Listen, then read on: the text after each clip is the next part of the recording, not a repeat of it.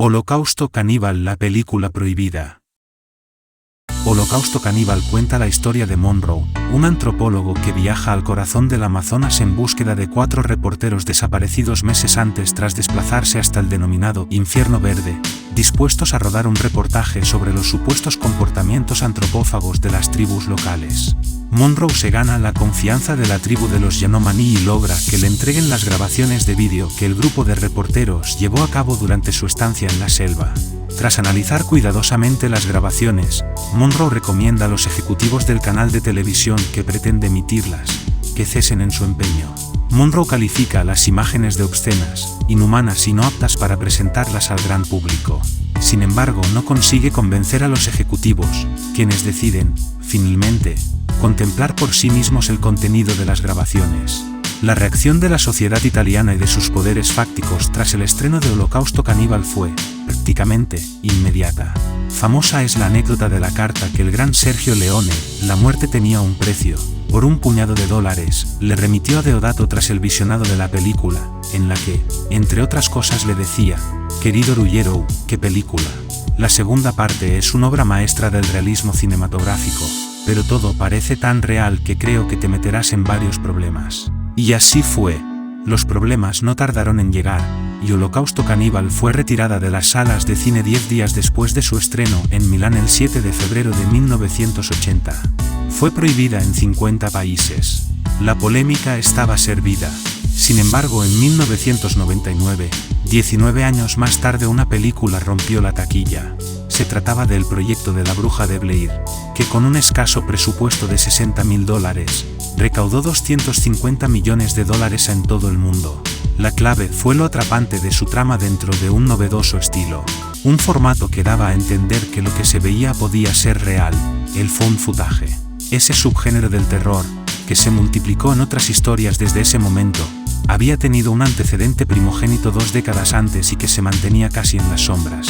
Holocausto Caníbal fue una de las fundadoras de este tipo de films, pero su compleja y controvertida realización, con animales masacrados durante el rodaje, la prohibición durante años en 50 países y el insólito juicio al director italiano Ruggero Deodato por la desaparición de los actores le pusieron bastante peso en la mochila.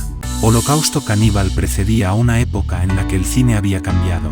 Los 70 y 60 fueron décadas en las que cineastas como Martin Scorsese, Francis Ford Coppola, Brian De Palma, Peter Bogdanovich o Dennis Hopper inauguraron otro paradigma con el nuevo cine americano, dentro de un mainstream bastante desvencijado y en crisis económica.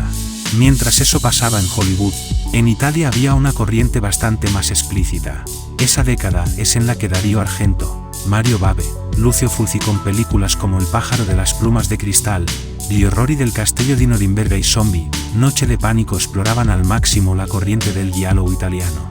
Este tipo de films mezclaba diferentes géneros, pero todos con un mismo sentido, mostraban violencia en primer plano sin dejar nada librado a la imaginación.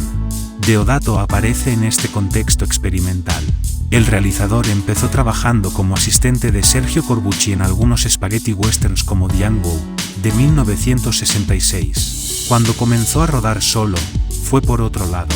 Holocausto Caníbal mezcló 2 estilos. Por un lado, un formato casi realista sacado de los documentales italianos Mondo Films, como Mondo Cané, en el que se registra la matanza de diferentes especies de animales. Por el otro, lo más explícito del terror gore.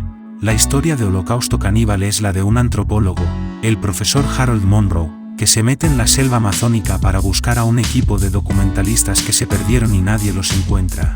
Cuando el profesional viaja a la zona, se cruza con una tribu autóctona que es caníbal. Así, indagan sus costumbres ancestrales para entender qué ocurrió hasta que aparece la cámara en la que quedó grabado todo el material fílmico. Lo más extremo de Holocausto Caníbal fue la matanza de animales.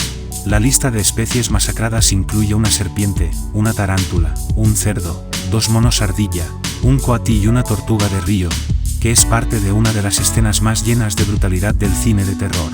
En una entrevista con el sitio Bloody Disgusting, Deodato hizo un chiste con respecto a los sacrificios que ordenó ejecutar.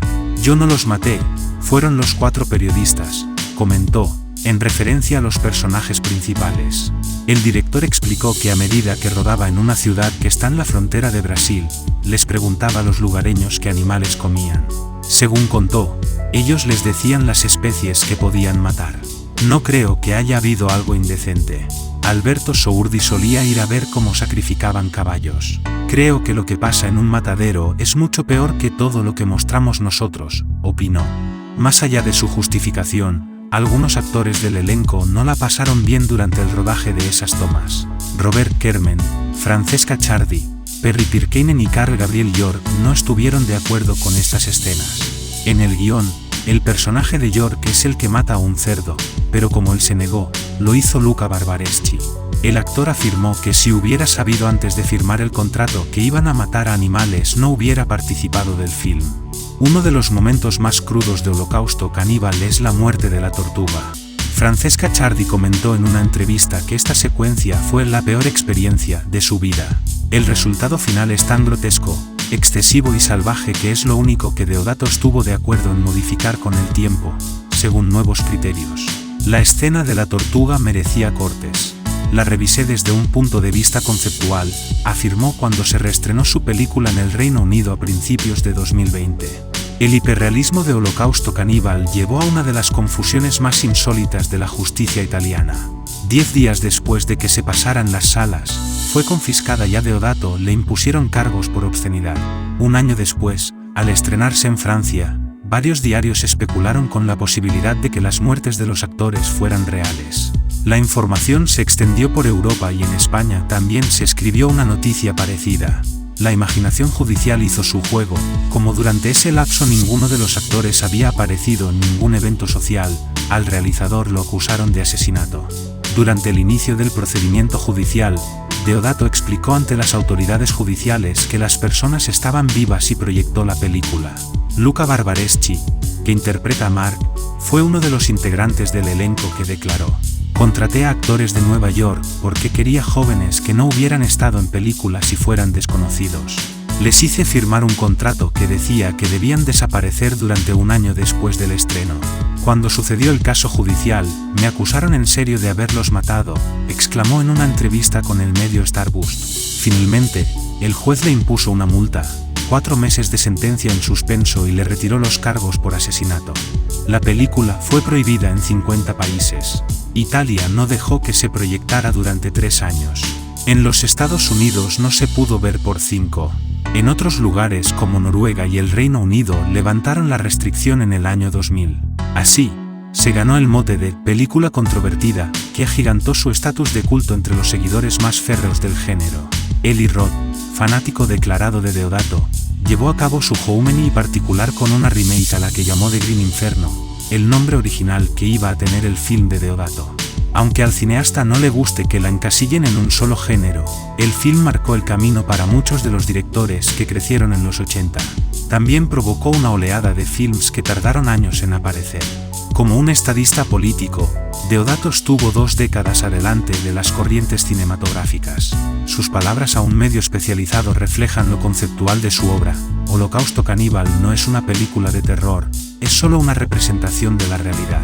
Yo no tengo la culpa de que el mundo en el que vivimos sea tan violento y oscuro. Sobre la obra de Deodato recayó la sospecha de tratarse de una auténtica snuff movie, en la que los 4 reporteros perdieron realmente la vida en la selva amazónica. Deodato, sin duda alguna, no era ajeno a dicha polémica. Más bien todo lo contrario. Su intención al rodar una película como Holocausto Caníbal, más allá de posibles dobles lecturas, siempre fue conseguir que el público creyera que todo el horror que estaba contemplando en la pantalla era real, que todo lo que cuenta Holocausto Caníbal ocurrió realmente. A ello contribuía el estilo de falso documental, heredado de las Mondo Movies de principios de los 70, y unos efectos gore que, si bien no son tan extremadamente realistas como se ha afirmado en algunas ocasiones, sí resultaron absolutamente efectivos en su época, en España. La revista Interview publicó un extenso reportaje en el que se presentaba la película como si fuera un documental real. La prueba definitiva de que Deodato era plenamente consciente del brutal impacto que su película podía tener en la sociedad italiana de la época, la encontramos en el contrato que hizo firmar a los 4 actores que interpretaban a los reporteros, en el que estos se comprometían a no aparecer en ningún medio público durante el año posterior al estreno de Holocausto Caníbal. Por supuesto, pese a que Deodato pudiera prever que su película estaba destinada al escándalo y la polémica, Posiblemente la magnitud de las reacciones surgidas en contra de la película le acabó cogiendo por sorpresa. Cuando la justicia italiana tomó cartas en el asunto, Deodato no tuvo más remedio que acudir a un programa de televisión y mostrar al gran público a sus 4 protagonistas vivos. Peor lo tuvo cuando intentó demostrar ante las cámaras el trucaje que se escondía tras la famosa secuencia de la indígena empalada. Mi primer recuerdo de Holocausto Caníbal es el de un VHS del videoclub de barrio que, siendo un crío, jamás me atreví a llevarme a casa por culpa de su atroz carátula, en la que se mostraba la mencionada chica empalada. Por más que lo intentó, Deodato no convenció a nadie a la hora de explicar el trucaje, lo cual, unido al hecho de que la chica en cuestión jamás apareció ante los medios, provocó que las dudas ante la veracidad de las imágenes de Holocausto Caníbal persistieran en algunos sectores. Una vez despejada la duda de la integridad de sus protagonistas, Holocausto Caníbal tuvo la oportunidad de continuar su carrera comercial, con resultados más que aceptables. Pero el paso del tiempo no ha hecho disminuir el carácter polémico de la propuesta cinematográfica de Deodato. Sus muchos detractores siguen considerando la basura fílmica. Un film que, agazapado tras un supuesto mensaje social, apela únicamente al asco y al morbo del espectador, ofreciendo un amplísimo abanico de abusos sexuales, violaciones, torturas, asesinatos, antropofagia y sacrificio real, esta vez sí de animales, algo que Deodato jamás negó y que en ocasiones intentó justificar afirmando que después de matarlos, se los comían, o incluso afirmando que la inclusión de las escenas en las que se mataban animales, tortugas, monos, arañas respondía a la demanda del público asiático de dichas imágenes. Tras su estreno en Japón, Holocausto Caníbal se convirtió en la segunda película más taquillera en el país del sol naciente, tan solo precedida por el de Spielberg. Por otro lado, sus muchos defensores siguen considerando Holocausto Caníbal como una inteligente denuncia de la opresión del hombre civilizado hacia el tercer mundo, y de la violencia y el morbo como fines perseguidos y alentados por los medios de comunicación.